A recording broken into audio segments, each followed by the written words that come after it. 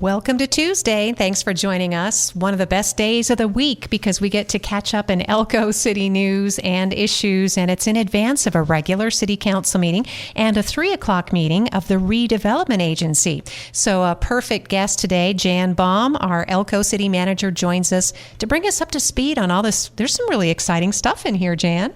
Oh, I'm glad you're finding it exciting, Lori. Thank you. Yes, so we're ready for our RDA meeting at 3 and our City Council meeting at 4 at 1751 College Avenue. That's right. They love having people there in person. You can follow along online if you like. It is an election year, and so maybe a little more buzz from people who are interested in the future, right? Absolutely. And since you mentioned that, we just finished talking about that a little bit at our director meeting, and the packets, if you would like to run for city council or for the mayor, because we have 3 open positions, 2 city council positions, one that is held by Giovanni Puccinelli and the other that is held by Chip Stone. And then the mayor's seat, it will be vacant as well because Reese Keener is timed out. And so we have 3 openings, and the time period to put in the packets are March 2nd through the 13th, and if you would like to get a packet, they have them at the clerk's office at 1751 College Avenue. And so, Jan, here's a question. These seats, the 2 council and the mayor, they are all at large. They are to be voted on by Elko City residents. Not a business address, meaning that you live in the city of Elko. The election is aligned with the county election. There won't be a primary, but there will be the general. But the question is, if somebody on the city council, 1 or even 2 candidates, decides that they wanted to run for mayor, perhaps, do they vacate their seat? Or if they're not successful, do they fall back into their council seat? Actually, I believe that if you vacate your seat and run for the mayor and you do not, and you're not the chosen candidate, then you're out. So it's a little risky, right? So if the way they do the city council is if 3 people run, the 2 that get the highest, the most amount of votes get those 2 city council seats. But no, for the mayor, it is a separate election, and if you don't make it, then you're out. It's a true popular vote. Absolutely. Yep, the top vote getters get the seats, and you're running specifically for at-large council positions or the position of mayor. We have time to talk about it just because filing doesn't open until March 2nd, so anybody that's talking about it right now, they're just talking. They're not bona fide candidates until filing opens, and then they actually have to file. Absolutely, yes, and put in a packet with the city clerk, and she's great. She'll help you with it if you need help with putting in that packet. But if you want to pick up an empty packet, they are there at the City Hall. Thanks, Jan. Jan Baum is our city manager, and hopefully everything we talk about today will inspire people to get involved in the election, support the candidates, talk about the issues, ask them about what their visions are for the city of Elko. The first meeting this afternoon will be at 3 o'clock, and it's the Redevelopment Agency. And I do think these are really cool and exciting meetings, Jan, because we get to look at some projects. I mean, a lot of the downtown part of the general improvement district projects that have really transformed our spaces in Elko. They really have. They've done a great job down in the RDA area, and a lot of those storefront properties and all of those, when they've redone their faces, they just look really great. And the one that they're approving today is Livingstone's Church, and it looks great. It's amazing. Great. They totally transformed the whole block. Absolutely. It looks wonderful, and it's something that I feel like people catch on to, and then they say, well, I want to do mine, and then they just keep going down the street, which is the intention. And that's what an RDA is for, is to beautify your downtown area. And I think that our RDA is doing a nice job.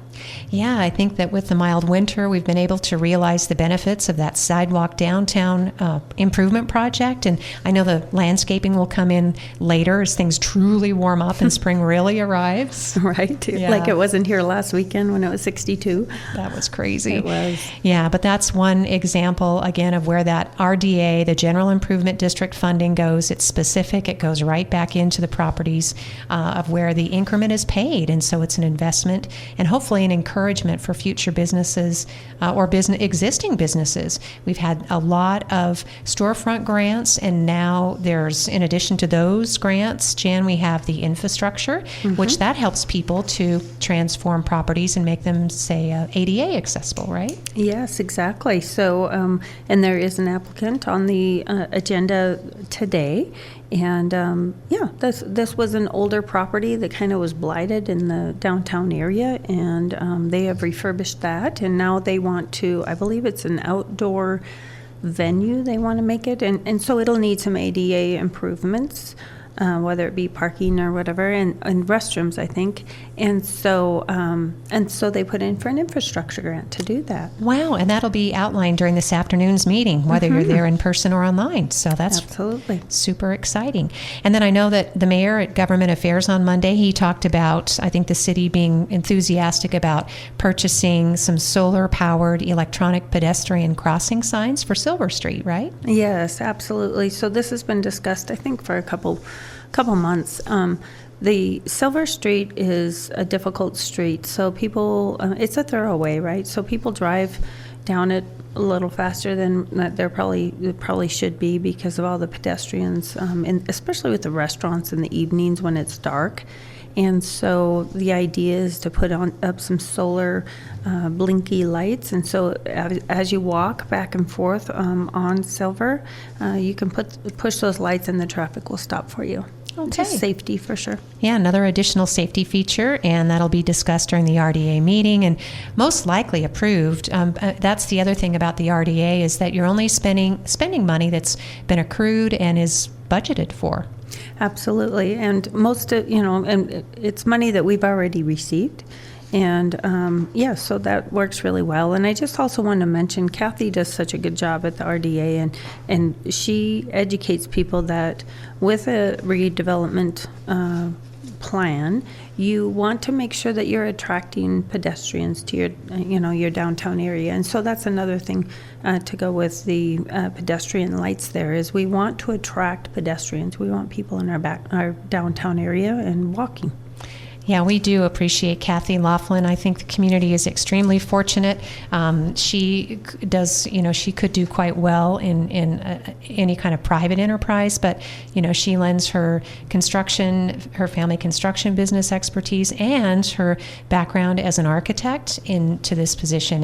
And you can just see the difference. It's visible, it's tangible, throughout downtown Elko. And I've also heard from other people, this is totally independent, that she really likes to work with people when they have ideas for old buildings, and she understands absolutely that kind and of passion. She's just such a problem solver, and she can see the changes, and she can see the possibilities with different buildings, and that is so helpful for our developers or builders who want to help with the downtown area. So before we move on to the regular council agenda, we'll just touch on two. We've been talking about this for a few months. The RDA fund was receiving some extra money, and it was a bit of a mystery, and now the mystery's solved.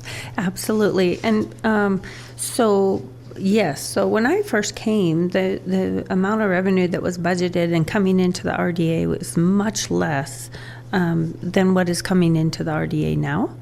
And so we received some news from the county that they thought the RDA was being overpaid, and they were correct. And we've been asking about this for a few years, but it finally kind of came about, and they all figured it out. And it looks like and I can't tell you exactly how this works, but there is a carve out. It's called a carve out, and we have a debt service fund, and there's, I believe, 8 cents of infrastructure or of ad valorem tax that goes into there, and this 8 cents was supposed to be carved out of the RDA rate, and it was not by the state, not necessarily by the county. And so the county is the pass-through, of course, and so they brought it to our attention, and a lot of different accountants and stuff have been looking at this. And so with the last payment, they deducted $251,000 from our payment. My opinion is that we are still around budget, and we've still received more than we anticipated, which is a great thing. That means that the RDA is developing and increasing tax increment, which is what the RDA is meant to do with all of these improvements going on downtown. And so it's a bummer. It's a hit to the fund, but at the same time, I think that we're still in pretty good shape, and still pretty good shape. Yeah, the city wasn't spending, to the last penny. That carve out again was discovered. The money is available, and there's still money, as you said, moving forward. The sidewalk project was 1.2, was that right, million, something like that? Yes, I believe so. And and there were some change orders there, but nothing too major. And and like you said, we always make sure all the money is in the fund before we start the project. And Kathy's really good at budgeting that fund and making sure that we have the funds for her projects before she starts going at those. So I'm sure that if there are some grand projects, I'll just describe them that way because they're the bigger ones. Kathy will describe them. We might be having a rest period, I guess, since we did the sidewalks last year. And absolutely. Yeah. I think for probably a year or so. And then unless we're going to do some parking lot improvements, I'm not quite sure if we'll have the money to do that yet. But there's a whole RDA plan. And we'll have to have Kathy, of course, at an upcoming radio show. She's so great at explaining what's going on with the RDA. Yeah, we'd love that. And anything after this afternoon's meeting is just going to give us more information. So the RDA is the city council. That's where the buck stops, literally, figuratively, at 3 o'clock today in advance of the regular city council meeting. Again, the budget amendment will be discussed, and the account is still healthy. I think it says here, current year to date, about $419,000. So that sounds about right. Yeah. After the big spend, like you said, for the downtown sidewalk project. All right. So look forward to that discussion. And then, as Jan has suggested, Kathy can come back on and talk about, what's ahead. But in the meantime, if business owners, property owners, tenants can get in touch with their property owners, because you're all eligible to find out about the infrastructure grants and the storefront grants, which are still available, and they're matching money. Absolutely. Yes, it's a great opportunity for both the RDA and the business owner. All right, so that'll be 3 o'clock this afternoon when the RDA meets, just in advance of the regular council meeting. Then on to the juicy agenda. There are some fun things to catch up on during this afternoon's regular meeting at 4 o'clock today. We'll be introducing a couple of new employees, which is always fun for the city. Absolutely. We haven't had any for a little bit, so we actually are pretty well staffed right now. I want to say maybe we have 2 openings, but so we have a new code enforcement officer, or I don't think you call her an officer, maybe Jenna Chance, and she's a real nice person, and we're excited to have her on board. Yeah, so that'll happen during this afternoon's meeting.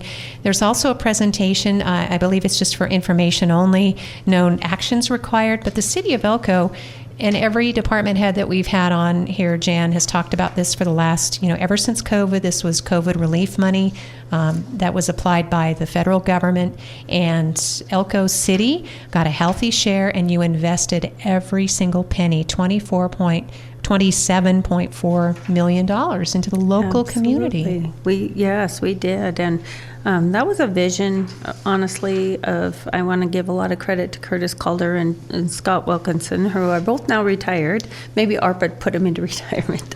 But anyway, so it was a real vision for them because they knew about the long-term master plan of the city and what we really needed. And so we spent a little over $10 million on water infrastructure projects, and they were just really important projects that we get done. Cattle Drive, and then the hospital second source, and then also Ericart Boulevard, getting a water line to that water tank that's about 2/3 of the way to Ericart Boulevard. So those were great projects, and then in addition to that, we did some business grants and there was a real focus on mental health and behavioral health assisting services in the city of Elko.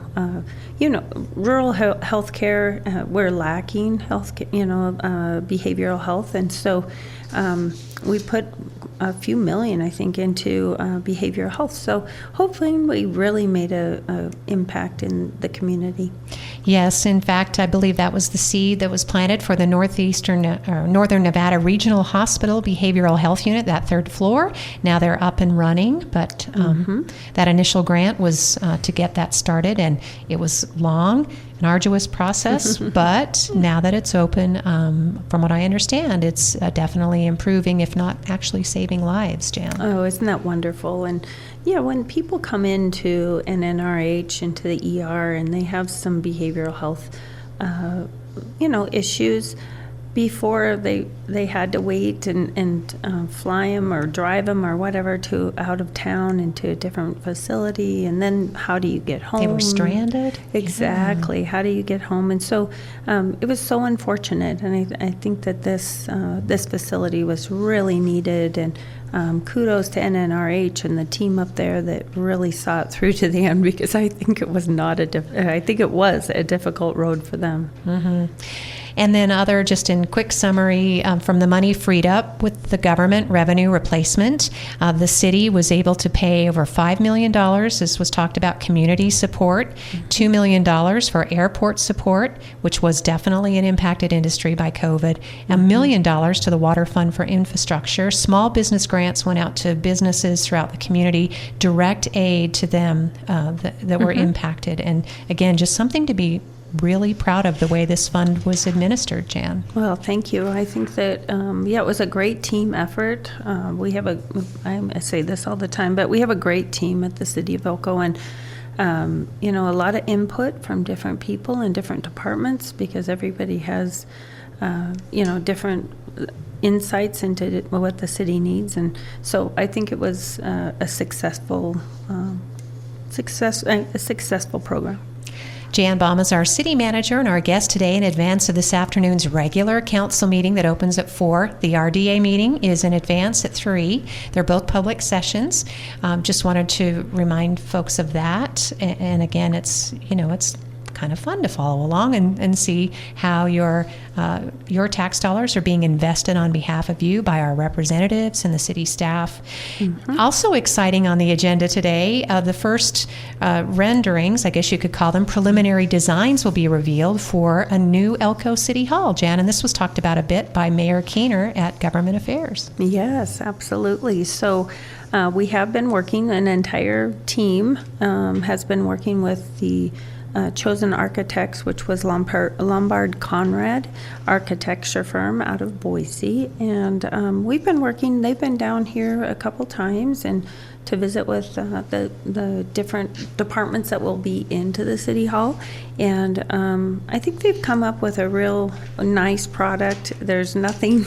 There's nothing really. There's no bells and whistles. Yeah, there's not a lot of bang to it, and but it is a nice building, and it does provide us with some growth, some possibility of growth. There's a few empty offices in there that will give us some growth potential, and so anyway, I think it's a good floor plan, and I'm anxious for the city hall or city council to see it and get their input. And as proposed, it's what, $9.5 to $10 million? That's at today's prices, right? Absolutely, yes. It's actually $10.5 million is where it came in at.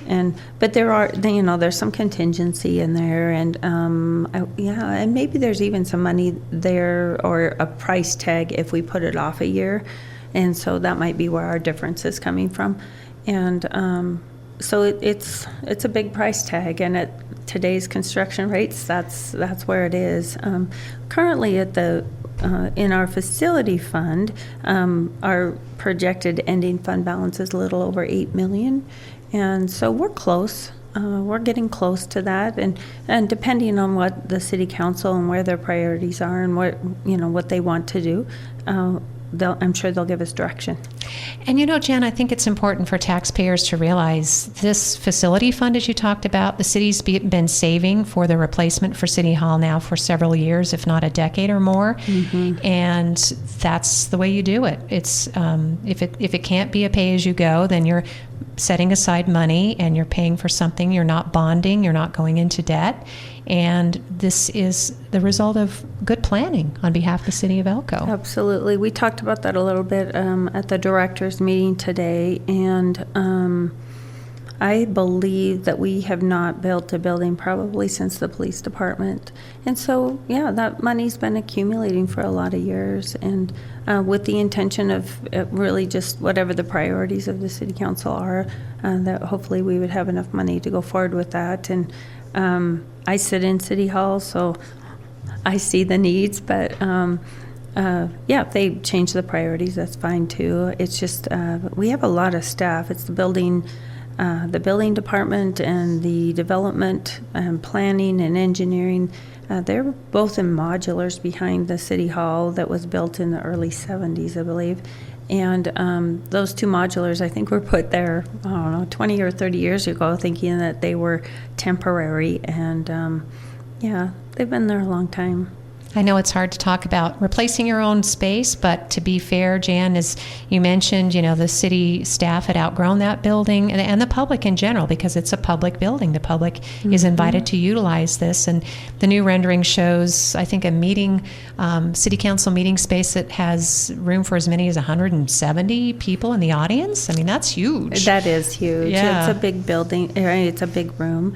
Our thought would be that it would be a little similar to the county commission room, and it could be a multi-purpose. So if we have trainings or different things that right now we might have to go outside to rent space for, or things like that, we could have those in-house. And so anyway, that's what we would plan on using that room for. So it won't have the step staired, down. the seats, so that make our current city council chambers are really limited to city council, and so it's an unusable space, really. Accessibility has always been an issue too, I think. And I'll just say, and with apologies to Conrad Lombard, it's not a super exciting looking building, because they've designed a lot of buildings in Elko, the police station, the county commission, or the county offices, and they all look the same, so it's like we said, no bells and whistles. But I think something that is significant is that even though it requires demolition of the existing city hall, the sculpture, the 9/11 sculpture that people love so much, is a part of this new scheme. Absolutely. I'm glad you pointed that out, Lori. So it will not move, or at least that's the plan for right now, is that that sculpture will still stay and really be a staple of the property. Yeah. And we're hoping we can maybe even create some more parking, to share with the ECBA. Oh, yeah, that's a good idea. Just using that whole footprint differently. Again, everything we just talked about is all proposed. It's up for discussion. This is the first public presentation of the renderings by Conrad Lombard.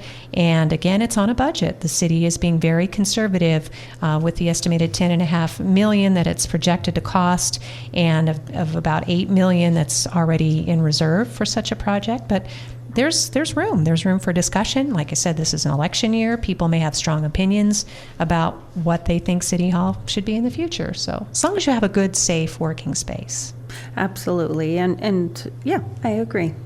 So we'll see how that goes. Yeah, and that it's efficient, because right now there are city offices kind of scattered throughout the community too. So that's always, Yeah, so we would bring in our Parks and Rec as well, which are that building is so on Railroad, old. Yes. And continually needing different things like a roof and or a ceiling. Yes, exactly.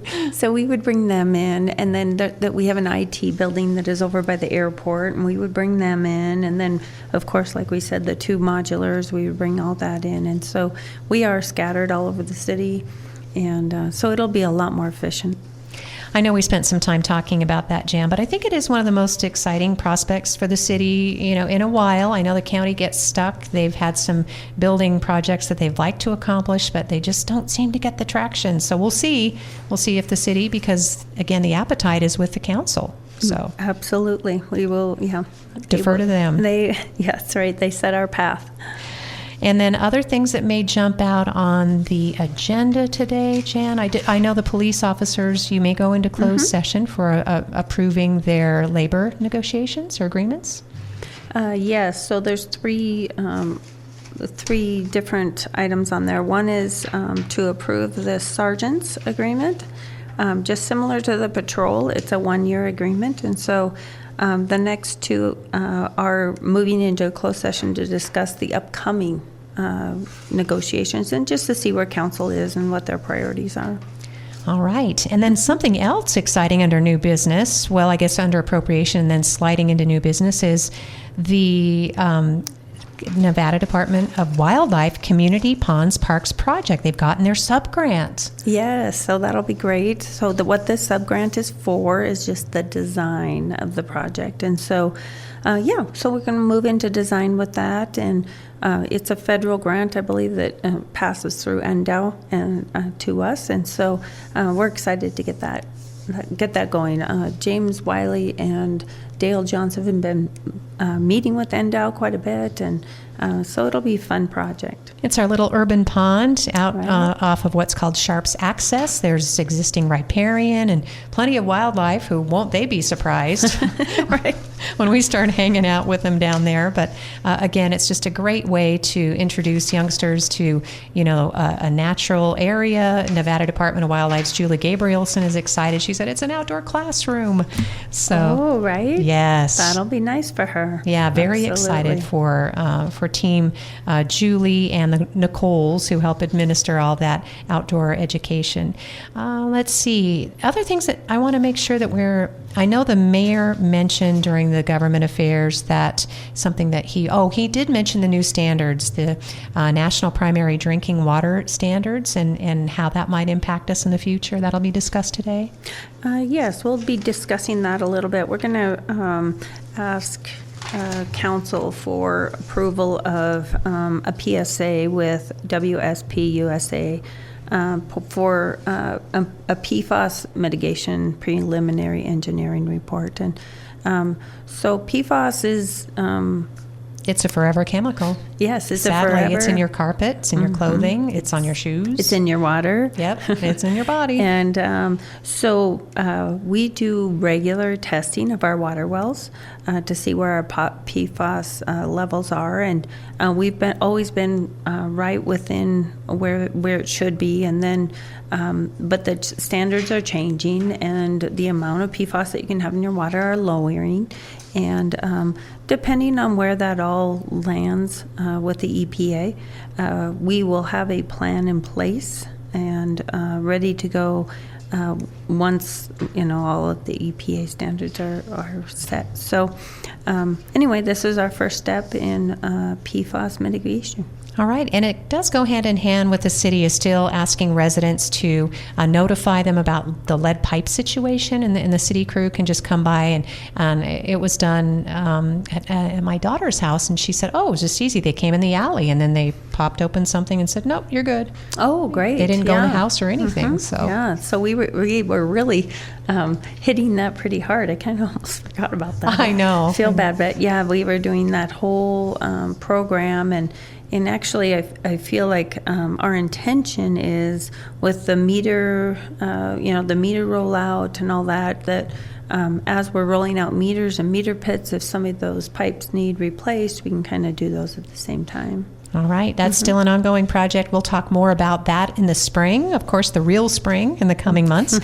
And then with our city manager, Jan Baum, I know I need to cut her loose. She has an RDA meeting at 3, but there's a cool special meeting that's coming up this week as well. Oh, yes, thank you for mentioning that. So on Thursday, I believe it's from 9 to 4:30. You're right, 9 to 4:30. Okay. Yeah. Yeah, so we're going to have I'm hoping it's our last strategic planning, 5-year strategic planning meeting at the ECVA, or it's at the conference center, actually, not at the E-Center. And Fred Steinman with the UNR has been leading us through this process, and this will be our third full day strategic planning session, and boy, a lot of people have dedicated a lot of time to this project, and so I'm hoping we can, with this last session, we can button it up and have a report for our 5-year strategic plan. It's just a bit of a blueprint. It's a fluid document. It's nothing in stone, and again, it was informed by the community. Absolutely. We had a lot of community meetings and And even the strategic planning session is open to the public and open to go-to meeting if people are interested in coming. It's a little difficult to hear if you do it on go-to meeting, so if you really do want to attend, it might be better to do it in person. But it's a kind of an informal process where a lot of brainstorming and things like that going on at different tables, and through that, we will come up with a 5-year strategic plan for the city of Elko, which we have never had or haven't had for many, many years. So it'll be nice to have that. Yeah, that is great. And again, involving the community, it gives that sense of stewardship. So, well, so thank you, Jan, again for the update. Council meeting, regular meetings at 4, but the RDA's at 3, and the community's invited. And then regular council at 4, special meeting on the 12th, which is Thursday, we decided. Yes, Valentine's Day is Saturday. And that'll be, that will be at, as you said, the conference center. So anybody can drop in between 9 and 5. Just one more plug, too, with the kind of surprise news that our congressman is retiring at the end. Yes. Mark Amadei. Mark was juggling a lot of projects on behalf of the city of Elko, including the Union Pacific property transfer. So I'm guessing that's just going to sit in a drawer for a while. That's been a long but huge project for the city of Elko, Jan. It really has. And back in May of 25, the city council approved not to exceed $7.5 million for that property. And ever since then, it's been in UP's in their court. I do have a representative from UP, and we email back and forth. I try to shoot him an email every few weeks and just ask where it is, and he's great at answering me, but we're hoping that does move along. Yeah, Union Pacific is one of the biggest landlords in the United States, so it's amazing. So that would really like to solve that for our business owners. Yep, so maybe that will be a conversation or a topic as we move forward. Jan, thanks again for your time, and we appreciate visiting and getting caught up in advance of the regular council meeting. Thank you, Lori. Thank you, listeners, for joining us for Elko Live today.